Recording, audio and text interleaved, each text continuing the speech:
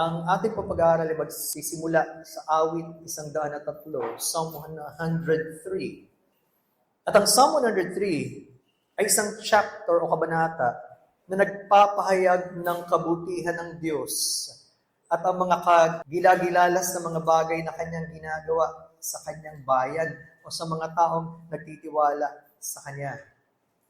No, kabilang dito ang kapatawaran sa kasalanan, ang pagpapagaling ng ating karamdaman, ang pagliligtas sa atin sa kapahamakan, ang pagkakaloob sa atin ng lahat ng mabubuting bagay, ang kanyang katwiran, ang kanyang katarungan, lalo na sa mga naaapi, ang kanyang awa at biyaya, at kasama na rin ang kanyang mahabang pagpapasensya sa atin o ang hindi niya mabilis na pagkagalit.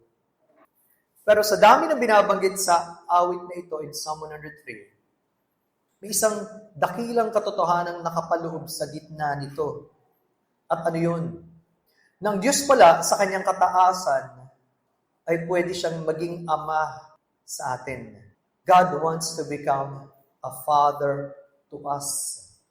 Kaya titignan po natin yan in Psalm 103 and in verse number 13 sa gitnang bahagi ng awit na ito. As a father pities his children, so the Lord pities those who fear Him. Kung paanong ang Ama ay nahahabag sa mga anak niya, gayon nahahabag ang Panginoon sa mga natatakot sa Kanya.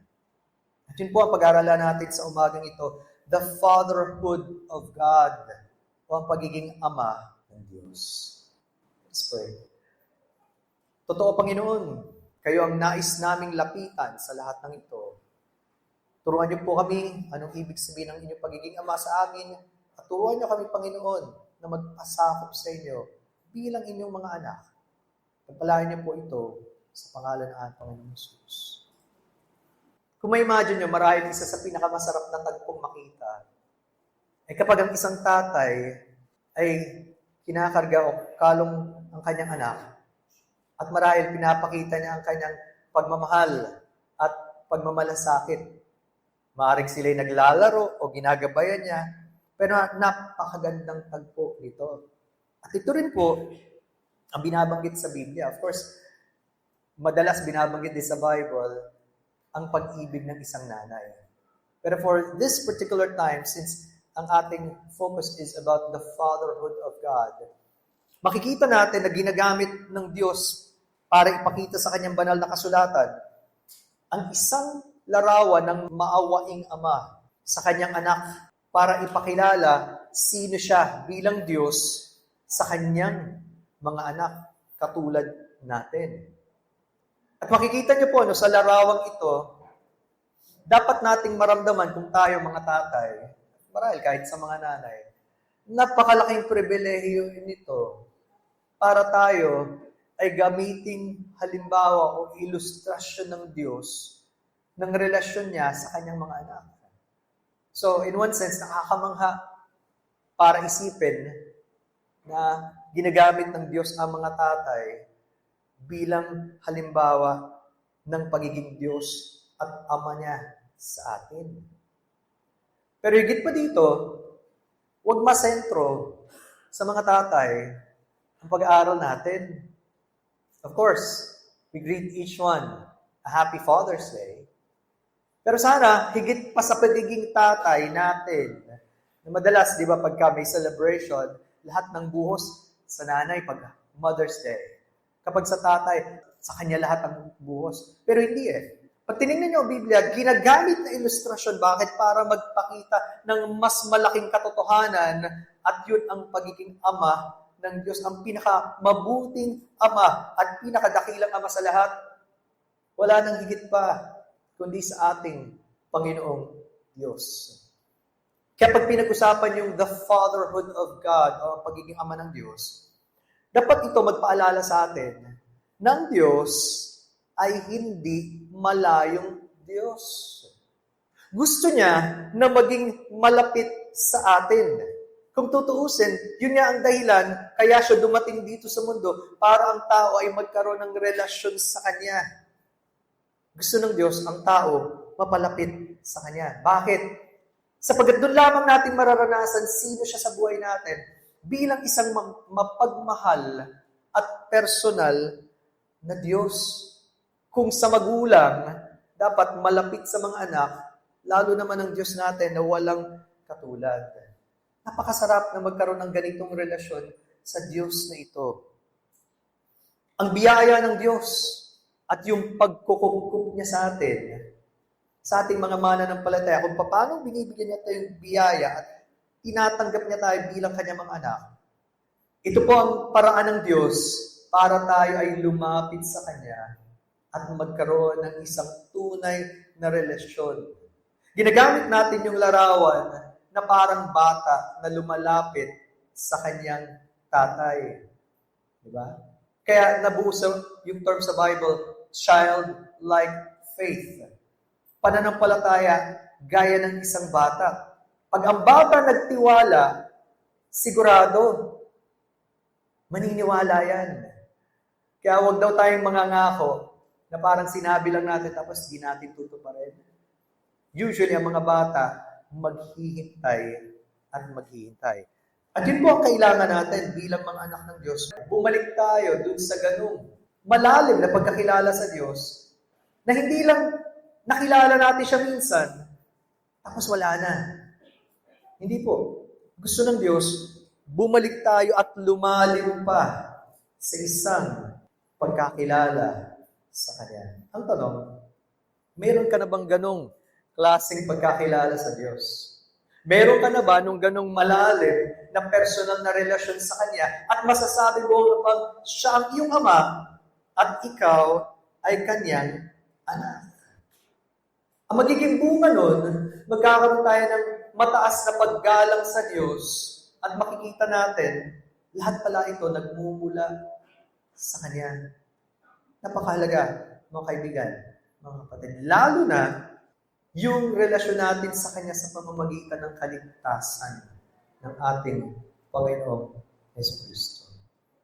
Again, ang pag-aaral na to dapat magbunsod sa atin para makita natin ang katangian ng Diyos at gaano kahalaga na magkaroon ng isang personal na relasyon sa Kanya. Ito po yung tinatawag natin foundational truths.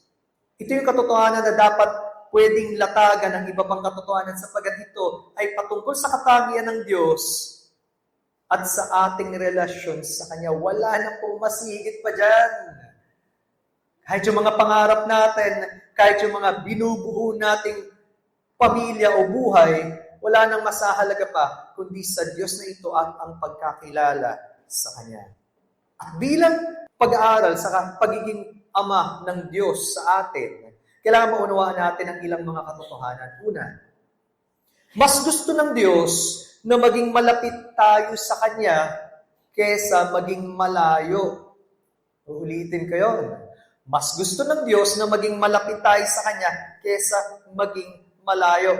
God prioritizes intimacy over distance. May mga taong hindi mapaniwalaan ito, lalo na kung masama ang kanilang karanasan sa kanilang tatay.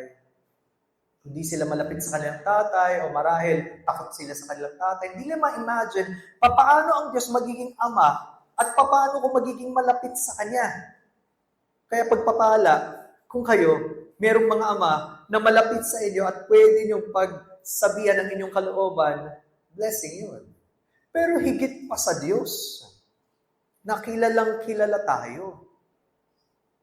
Ito yung konsepto na ginawa ng Panginoong Jesucristo na pinakamalapit nung siya mismo, pagdating na dito sa lupa, ay tinawag niya ang kanyang ama na Aba, Ama.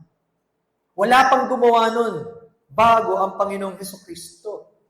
Yung daw Aba is a very, very familiar term, napakalapit na pagtawag. Parang sa isang batang tumatawag, Daddy, o Papa. Ganun. Napakalapit na pagtawag. At pinapakita ang pagiging malapit sa Diyos at kung paano nagmamalasakit ang Diyos sa Kanyang mga anak. Natandaan niyo po, sa bansang Israel, tinatawag din nila ang Diyos bilang Ama, pero bilang isang bansa. Yun ang pagkakilala nila sa Diyos. Ang Diyos na lumikha sa kanila at bumuo bilang bansa, pero yun ang kanyang pagiging ama sa kanila. Ama ng isang bansa. Kaya po sabi sa Exodus chapter 4, verse 22, iyong sasabihin kay Faraon, ganito ang sabi ng Panginoon, ang Israel ang aking panganay na anak. Itinuring ng Diyos ang bansang Israel na kanyang anak. Kaya gano'n na lang ang pagmamalasakit niya sa bansang ito. Iningatan niya sila, pinalaya niya sila mula sa pagkaalipin. Walang katulad ang bansang Israel pag ikinumpara niyo sa ibang mga bansa. Pero, yun ay pangkalahatan. At pwede rin, marami sa atin, yun ang pagkaalam, oo, ang Diyos ay Ama, pero Ama siya ng lahat. Parang tayong dumadalo ngayon, Ama natin siyang lahat. Pero hindi ka nagtitiwala sa isang personal na paraan. Yun po ang gustong ituro ng Panginoong Jesucristo. Kaya pagdating sa Mark 14:36, titingnan niyo po ang Mark 14:36, ito ang kanyang sinabi, and he said, Abba, Father, all things are possible for you. Take this cup away from me. Nevertheless, not what I will, but what you will. Sa Filipino. At kanyang sinabi, Abba, Ama, may pangyayari sa iyo ang lahat ng mga bagay. Ilayo mo sa akin ang sarong ito, gayon may hindi ang ayon sa ibig ko, kundi ang ayon sa ibig mo. Ito na marahil ang isa sa pinakamahirap na tagpo sa buhay ng Panginoong Jesucristo bago siya tumungo sa krus. At alam niyo, sa sobrang hirap na kanyang nararanasan, yung kanyang pawis naging dugo. Pero dito niya binubuhos ang kanyang damdamin sa kanyang Ama, na kanyang tinatawag, Abba, Ama. Wala siyang ibang pwedeng pagbuksan ng kanyang damdamin. Tumawag siya sa kanyang Ama. At syempre, alam ng kanyang Ama, ang nararamdaman niyang bigat, ang hinagpis, at kung pwede lang, sabi niya, tanggalin niyo na, Ama, ang sarong ito, yung dadaanan niyang kahirapan. Pero, sa kahuli-hulihan, nagpasako pa rin siya sa Ama, at sinunod pa rin niya ang kalooban ng Ama. Ganun kalapit ang Panginoong Jesucristo sa kanyang Ama. Pero alam niyo ba, ang pagkakaroon ng relasyon sa Diyos ay pwede rin nating maranasan kung tayo ay kikilala sa ating Panginoong Jesucristo bilang Panginoon at tagapagligtas. Binibigyan din tayo ng karapatang tumawag sa Diyos bilang Aba, Ama, kung magkakaroon tayo ng tunay na pagkakilala sa Kanya. Yan po yung sabi sa Galatians chapter 4, verse number 6. Ano po yung Galatians 4:6? At sapagkat kayo'y mga anak, isinugo ng Diyos ang Espiritu ng Kanyang anak sa ating mga puso na sumisigaw, Aba, Ama. Pribilehiyo lang ito ng mga tunay na mga pinanganak na muli. Pribilehiyo lang ito ng mga nagsisi ng kasalanan at kumilala sa Panginoong Jesucristo. Nasa kanila ang Espiritu ng Diyos, pwede na nilang tawagin ang Diyos na Ama. Marahil kumikilala sa Diyos at marami nagdadasal sa panahon natin, pero hindi lahat ay binibigyan ng karapatan tawagin siya bilang Ama. Kaya huwag po nating baliwalain ang malaking pribilehiyong ito. At kung nakikita mong napakasarap manalangin at ibinigay sa atin ng Diyos to, huwag nating baliwalain yung panahon ng pananalangin. Palagi tayong lumapit sa Diyos na ating Ama. So una, gusto ng Diyos na maging malapit tayo sa Kanya, hindi ang lumayo. Pangalawa, God as our Father wants to provide for our needs.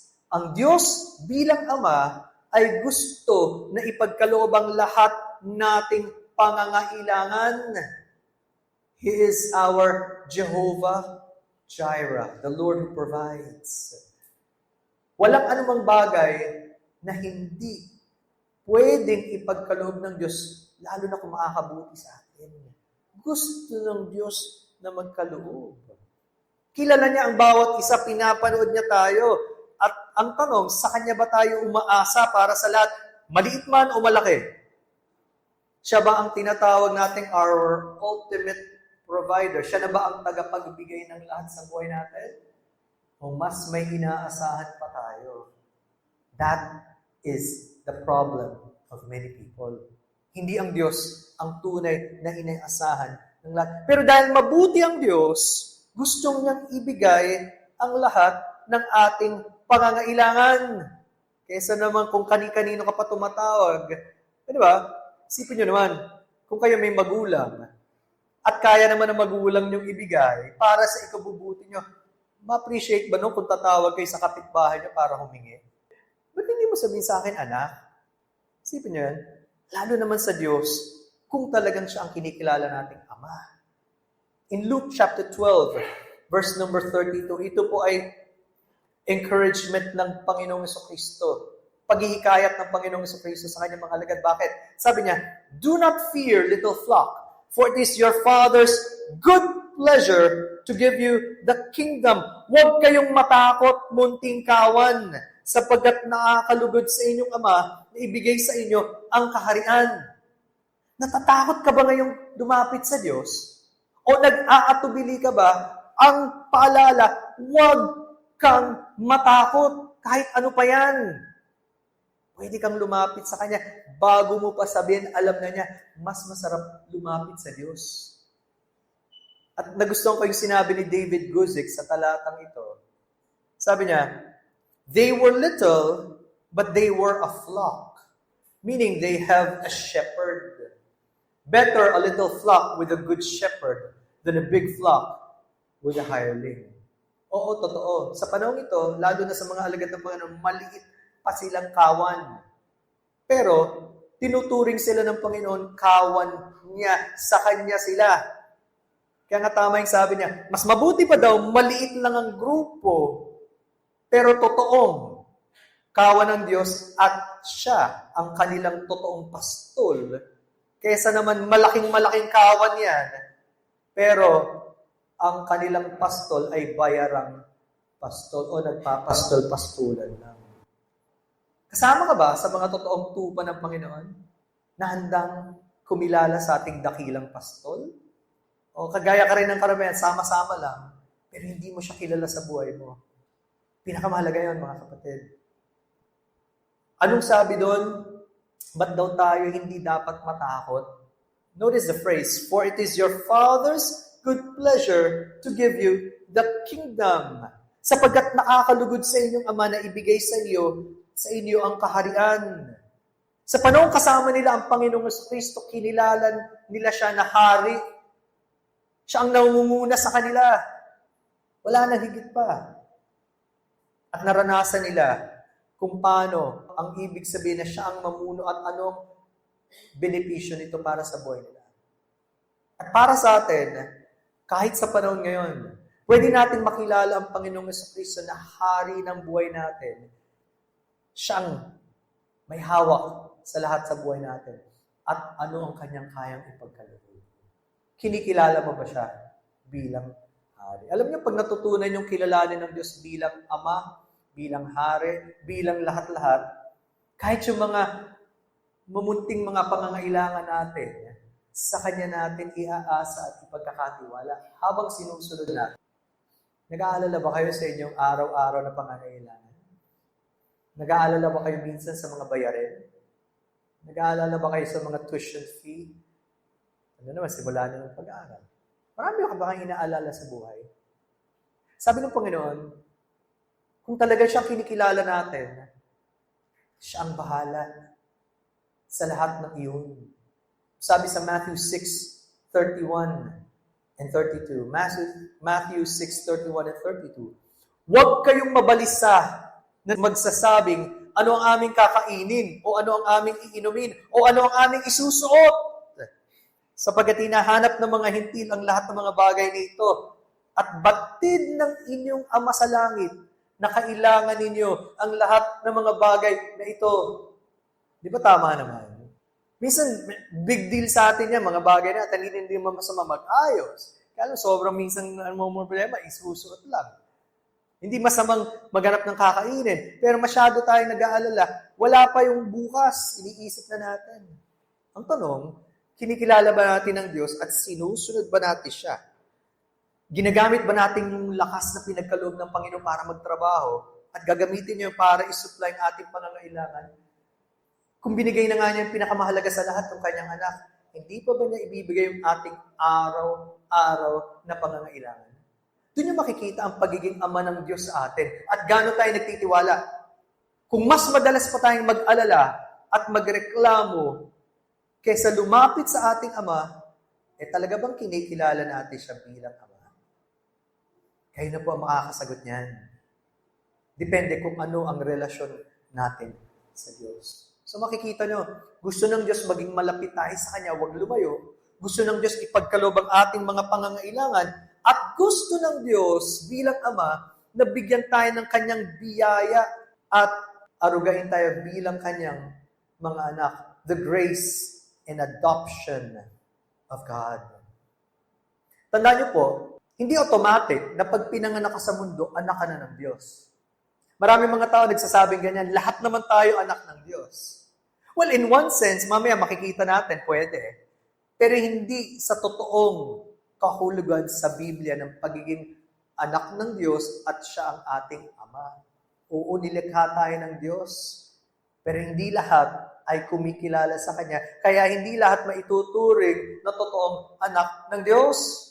Kailangan nating dumaan sa proseso ng pagsisisi ng kasalanan at pagkilala sa Panginoong Jesucristo bilang Panginoon at tagapagligtas at doon natin mararanasan kung paano tayo magiging anak ng Diyos. The doctrine of adoption. At kapag nangyari yun, lahat ng pwedeng ipagkaloob ng Diyos nasa atin na. Colossians chapter 1, verse number 12. Bakit daw dapat magpasalamat sa Diyos bilang Ama? Sabi doon sa Colossians 1:12, na nagpapasalamat sa Ama na ginawa niya tayong karapat-dapat makibahagi sa mana ng mga banal sa kaliwanagan. Tingnan nyo, ang Diyos na tumawag sa mga makasalanang tao para iligtas tayo, ginawa rin tayong tagapagmana. At kasama tayo ng iba pa na mga anak niya sa buong mundo at sa buong kasaysayan. Napakabuti ng Diyos. Hindi lang natin siguro na nauunawaan o binabaliwala lang natin siya kasi palagi siyang mabuti sa atin. Di ba? Hindi natin nalalaman kahalagaan ng hininga. Kasi palagi namang available ang malibang mahirapan kang huminga. Hindi natin naisip gaano kahalaga yung tubig, malibang mawalan tayo ng tubig. Hindi natin naisip bawat dugang dumadaloy sa katawan natin mahalaga, malibang merong mangyari sa iyong puso. Madalas nating baliwalain sa sobrang dami ng kabutihan ng Diyos. Pero tingnan niyo po, mga kaibigan, mga kapatid, bago pa tayo nilikha ng Diyos, kasama na tayo sa plano niya. Lalo na kung ikaw ay nagtitiwala sa Kanya. At hindi natin kayang isipin to. Talaga, bago pa ako mapanganak sa mundo, may plano na sa akin ng Diyos. Oo. Ganun. Kabuti ang Diyos. Ganun. Makapangyarihan ng Diyos. Ganun. Karunong ang Diyos. Bakit? Yun mismo ang sabi sa Ephesians chapter 1. Ephesians chapter 1 verses 3 to 5. Isang dahilan naman ng pagpapasalamat, sabi niya, purihin nawa ang Diyos at Ama ng ating Panginoong Jesucristo na siyang nagpala sa atin ng bawat pagpapalang ukol sa Espiritu, sa sangkalangitan kay Kristo. Maraming pagpapala ang Diyos sa ating pisikal, pero tandaan niyo po, higit pa sa pisikal na pagpapala, mas marami pa siyang spiritual na pagpapala na hindi natin nasusukat at hindi natin minsan na-appreciate. Ang daming binibigay ng Panginoon sa pamamagitan ng Panginoong Jesucristo. At sabi niya, verse 4, ayon sa pagkapili niya sa atin sa Kanya, bago itinatag ang sanlibutan upang tayo maging mga banal at mga walang dungis sa harapan niya sa pag-ibig. Bago palikhain ng Diyos ang lahat, nasa isip at puso na tayo ng Diyos. At kapag nag-sink in ang katotohanan ng unawa mo, magugulat ka at sasabihin mo, Panginoon, salamat. Pwede namang hindi nyo na ako inisip, pwede nyo namang hindi na ako nilikha, pwede namang wala na kayong ginawa sa buhay ko. Pero salamat sa inyong walang hanggang pag-ibig. Ganun kabuti ang Diyos na kadalasan nakakalimutan natin. At ito pa, sabi niya sa verse 5, na tayo itinalaga niya ng una pa sa pagkukupkup na tulad sa mga anak sa pamamagitan ni Jesucristo sa galang Kanya ayon sa managaling ng Kanyang kalooban according to the good pleasure of His will. Hindi dahil gusto natin, kasi gusto ng Diyos. Kahit hindi tayo karapat-dapat. May mas bubuti pa ba sa Diyos?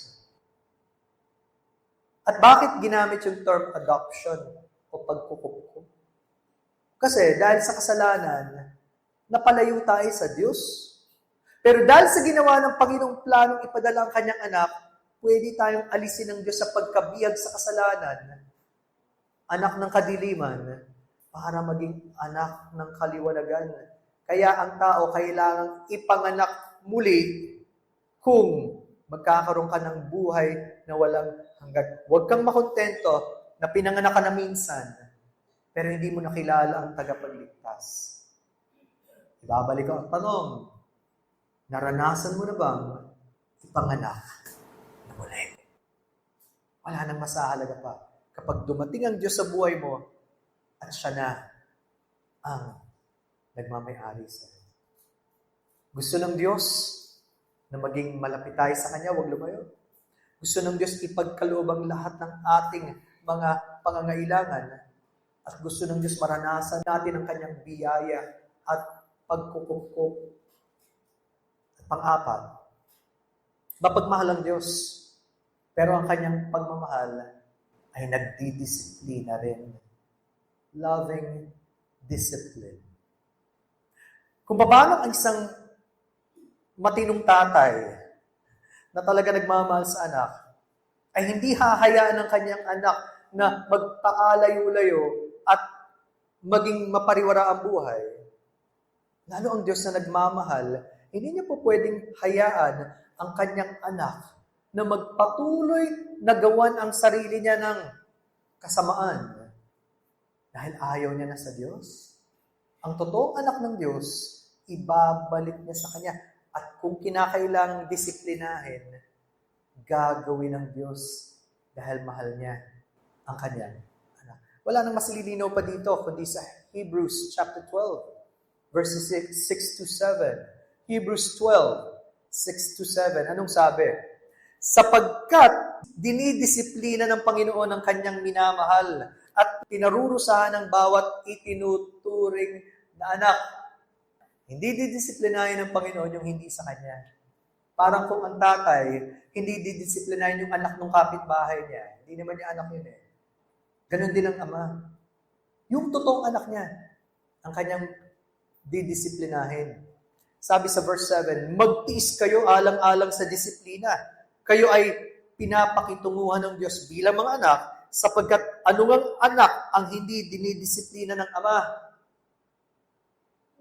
Pwede ba na kung totoong anak mo yan, babaliwalain mo?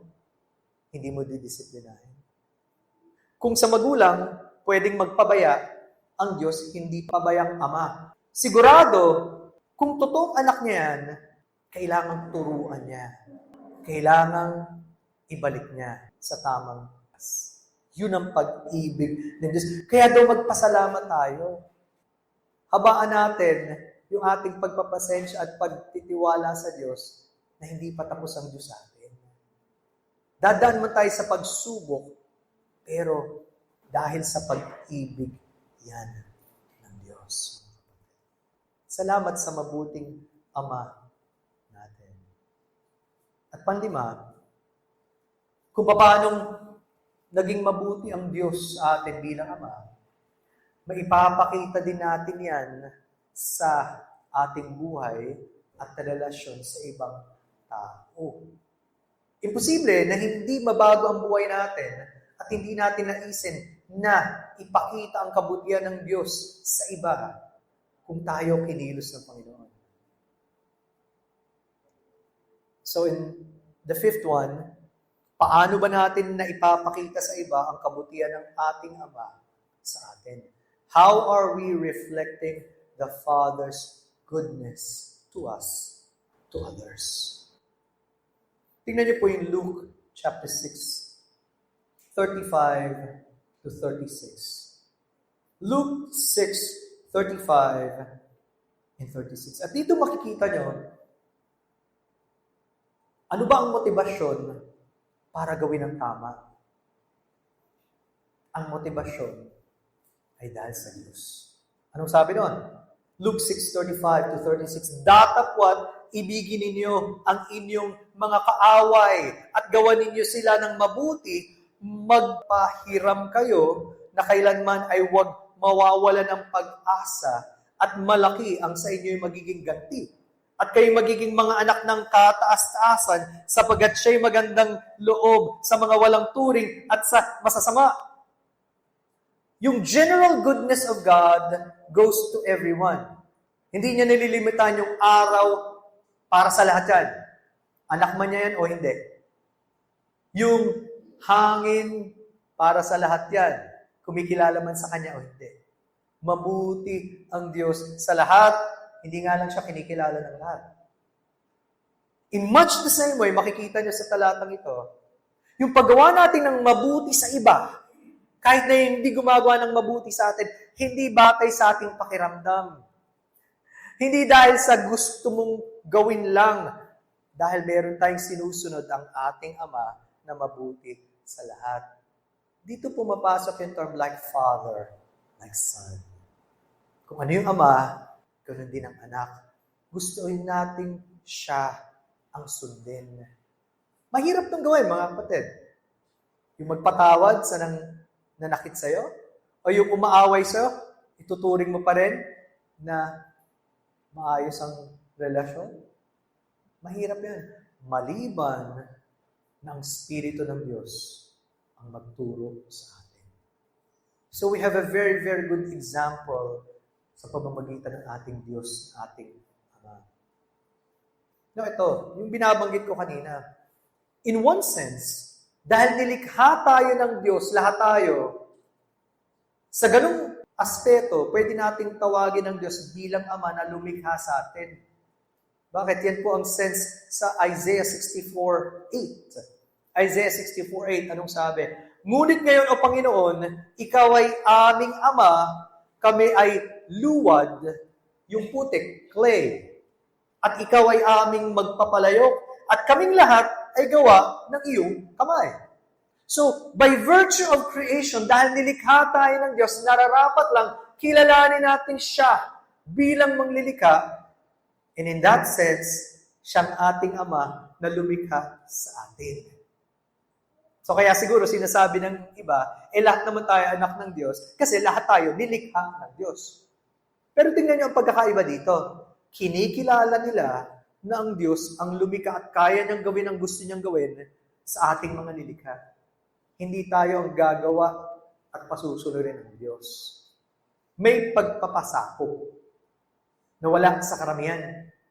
Hindi na nga inaalala ang Diyos, hindi pa kinikilala ang Diyos bilang tagapaglikha. So malaking problema ng maraming tao, di ba? Kaya hindi nila iginagalang ang Diyos. Pero huwag tayo makontento na lahat tayo nilikha ng Diyos at sapat na yun para tayo tawaging anak ng Diyos at siya'y ating Ama. Hindi po. Gaya na binabanggit natin, isang paraan lang para tayo ay maging tunay na mga anak ng Diyos. At yun ay sa pananampalataya sa ating Panginoong Hesukristo. Ano pong sabi sa Galatians chapter 3, verse number 26. Galatians 3:26. Maraming tao gustong tumigil sa unang bahagi. Ano ba yung unang bahagi? For ye are all the children of God. Sapagkat kayong lahat ay mga anak ng Diyos. Hindi po doon natatapos yun. Anong sabi?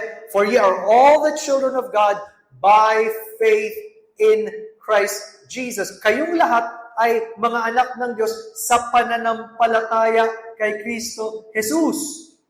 Ibig sabihin, ang tunay na tinuturing ng Diyos na kanyang anak, Yung mga nagtitiwala sa Panginoong Jesucristo, nagsisi ng kasalanan at nakita nilang si Jesus lang ang tagapagligtas. Panginoon, kailangan ko po kayo, iligtas niyo po ako. Ipinanganak na muli. Yun ang mga totoong anak ng Diyos. Yun din po yung sinasabi sa John 1:12. Sino mang sumasampalataya sa Kanya, sila ay itinuturing ng Diyos sapagkat ipinanganak silang muli ng Diyos. Kakaiba sa mga taong ayaw tanggapin si Jesucristo. Sabi sa Romans chapter 8, verse 15, sapagkat hindi kayo tumanggap ng spirito ng pagkaalipin upang muling matakot, kundi tumanggap kayo ng spirito ng pagkukupkop na dahil dito tumatawag tayo, Aba, Ama. Alam niyo yung spirito ng pagkaalipin, yun ang dating buhay natin sa diablo, sa kasalanan. Pero nung dumating ang Panginoong Jesucristo, pinalaya niya tayo dun sa pagkaalipin yun. At kung tayo daw ay malaya dahil sa Panginoong Jesucristo, siguradong malaya ka na. Wala nang mas makapangyarihan pa sa Diyos at sa ating Panginoong Jesucristo sa buhay natin. Kaya mga kapatid, kung may mga bagay na umaalipin sa atin ngayon, hindi mo matakasan ang kasalanan. Marahil anumang bagay na balik ka ng balik, alam mong hindi gusto ng Diyos. Ang Panginoong Jesucristo may kapangyarihan magpalaya. At hindi na tayo binigyan ng spirito ng pagkaalipin para muling matakot. Bagkus, ang binibigay sa atin, spirito ng pagkukupkop. Tinuturing tayong anak. At alam niyo ba, sa panahon nila, yung inampon, kapareho ang karapatan sa tunay na anak sa tingin ng batas. Lahat ng pagmamayari ng magulang, matatanggap ng inampon. Kapareho din ang tinatanggap ng totoong anak. At ganun ang ginawa sa atin ng Panginoong Jesucristo. Itinuring tayong totoong mga anak. Hindi na tayo kakaiba sa Kanya. Napakasarap na maranasan ang totoong pagiging anak ng Diyos dahil sa Panginoong Jesucristo. Ito ang inilalagay niya sa ating puso. Kaya napaka-natural tumawag sa Diyos. Galatians 4:6, at sapagkat kayo'y mga anak, isinugo ng Diyos ang spirito ng kanyang anak sa ating mga puso na sumisigaw, Aba, Ama. Alam niyo ba, pinaka-natural sa isang Kristiyano ang tumawag sa kanyang Ama sa langit. Kaya yung pananalangin, napakasarap at pinaka-natural sa isang tunay na pinanganak na muli. Hindi natural yan sa mga nagpapanggap lang na Kristiyano. Talaga bang na-enjoy natin lumapit sa ating Ama sa langit? Talaga bang na-enjoy natin yung pakikipagtagpo niya sa atin at wala nang mas magiging mahalaga pa sa atin kundi ang panahon natin sa Diyos? Mga kapatid, ito po ang nais ng Diyos na maranasan natin sa buhay natin kung totoong tinubos siya tayo. At kung hindi niyo pa nakikilala ang Panginoong Jesucristo bilang Panginoon at tagapagligtas, ngayon na yun. Huwag niyo nang ipagpabukas sapagkat hindi niyo alam kung may pagkakataon pa kayo na tumawag sa Kanya. Alam niyo, marahil isa sa mga pinakamalinaw na kwento na binigay ng Panginoon sa Biblia sa pagiging mabuting ama. Alam niyo to, the parable of the prodigal son. Ang talinhaga ng alibughang anak. Una, makikita niyo doon yung tatay, inalagaan niya yung kanyang mga anak hanggang lumaki, magkaisip. Lahat ng pangangailangan nila binigay niya. Napakabuting ama. Dumating ang panahon, nagkaroon na sila ng isip. Pero yung pangalawang anak, hinihingi na yung kanyang mana. At sipin nyo, gaano kasakit sa isang tatay yun. Nabuhay ka pa, hinihingi na yung mana. Diba kadalasan kapag namatay, yung magulang, tsaka bibigay yung mana. Hindi ayoko. Ayoko na maghintay. Ngayon na.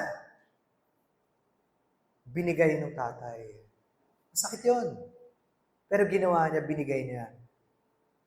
At yun nga naisip ko, kung pagdating sa relasyon natin sa Diyos, gaano ba natin pinapahalagahan lahat ng pinagkakaloob sa atin ng Diyos? O parang wala lang kwenta sa atin. Yan. Turuan tayo ng Panginoon na maging mapagpasalamatin at magpahalaga sa anumang kanyang pinagkakaloob. Hinayaan niya ang kanyang mga anak na gumawa ng desisyon kahit magkamali. Bakit? Doon lang sila matututo. Alam niyo ang kwento, nilustay ng anak ang kanyang mana, nagpakasarap. At gano'n naman, kapag ang anak, o kahit sino man sa atin, pag hindi tayo marunong humawak ng pera, pag nagkaroon ka ng malaki-laki, ubus agad yan. Kala mo, one day millionaire. Di ang daming kaibigan, lahat sagot niya. Dumating ang taggutom, taghirap, famine, ubus. Wala na siya magawa. Kailangan niyang kumain, kailangan niyang mag-survive, na masukan.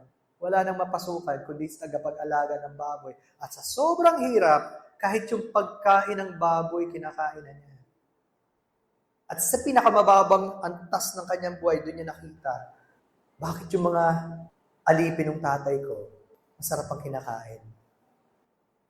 Dumuksan ang isip niya, babalik ako sa tatay ko. At kahit sabihin kong, tayo, huwag niyo na lang akong ituring na anak, kahit alipin na lang. Wala na siyang ibang magagawa at pupuntahan. At habang nire-rehearse niya yan, naglakad siya, bumalik. At malayo pa lang, nakita na nung tatay. At imbis na yung galit ang manaig, tumakbo yung tatay. At niyakap siya. Makikita niyo yung pagmamalasakit ng tatay, araw-araw, tinitingnan niya kung babalik niya yung anak. Mahal niya yung kanyang anak. Pero kailangan dumaan ito sa pagsubok para mabuksan ng kanyang isip, kailangan ko pala yung tatay ko. At niyakap siya, hinalikan. At kahit anong sabi ng anak na, gawin niyo na lang akong alipin, hindi. Pinakuha ng tatay yung pinakamagandang kasuotan. At iniutos niyang ipapatay ang baka.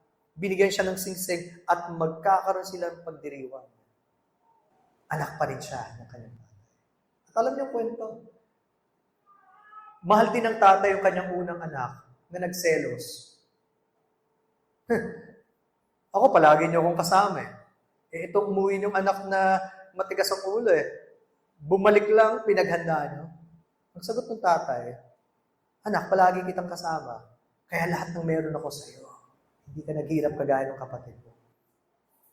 Nakita niyo yung puso ng tatay. Ang nakita niya, yung pagpapakumbaba ng kanyang anak. Pwedeng patay na siya, pero ngayon nabuhay.